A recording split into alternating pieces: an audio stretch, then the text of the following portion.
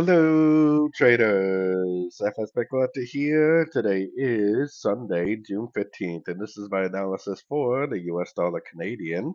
If you haven't done so yet, definitely do check out my free Discord channel. It's a link down here in the corner at the end of the video. And make sure to take a look at my website, fxpipcollector.com. Watch the video on my home screen to learn more. So anyways, we're on the monthly time frame for the full top-down analysis. I always say that I don't really care what time frame you're trading on, even if you're trading like the 1 minute time frame, then the full top-down is still very important for you to do at least once a week. Because if all the higher time frames are down and then the 4 hour time frame and below goes up, then you have to kind of assume that that move up is very likely just a pullback within the higher time frame downtrend. So your higher time frames are definitely so important. So on the monthly time frame, I think it's very clear that we're in a WXY. One, two, three waves down W, one, two, three waves up, and then potentially impulse it down for the A, and then one, two, three waves up. So we have a W, and then we have A, B, C of X, and then we should potentially now be in one, two, three of wave Y. So I definitely think it's very clear this is a WXY. Most likely, this should go down and take out this low before we start any significant pullback. So definitely still very bearish.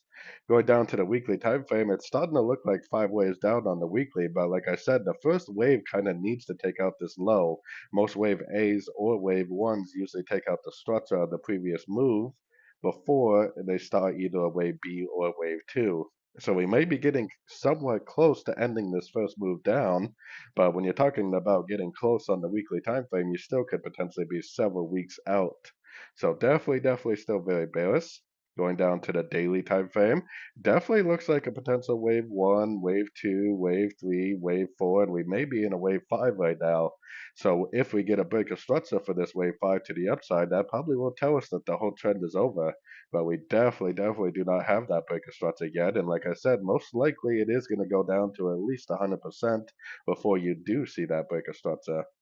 So bringing it down to the 4 hour time frame, most likely we are in a wave 5 right now, and you will notice that all the major structures are definitely lower highs, lower highs, lower highs.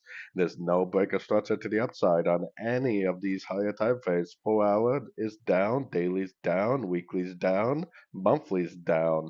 When you see a situation like this, there's no reason whatsoever you should be going down to the shorter time frames and thinking that you should be going long. You definitely should be doing nothing but looking for shorts in a downtrend. Excuse me. So, anyways, all the way down on the 1 hour time frame, what would I be doing on the 1 hour? I would be waiting patiently for three-way pullbacks to go short. Waiting for one, two, three waves up to go short. One, two, three waves up to go short. Even these big pullbacks right here are one, two, three waves to go short. I definitely would be looking at anything I see to the outside as possibly nothing more than a pullback within the higher time frame downtrend. So anyways, don't forget to like and subscribe. And as always, thank you for watching and happy trading.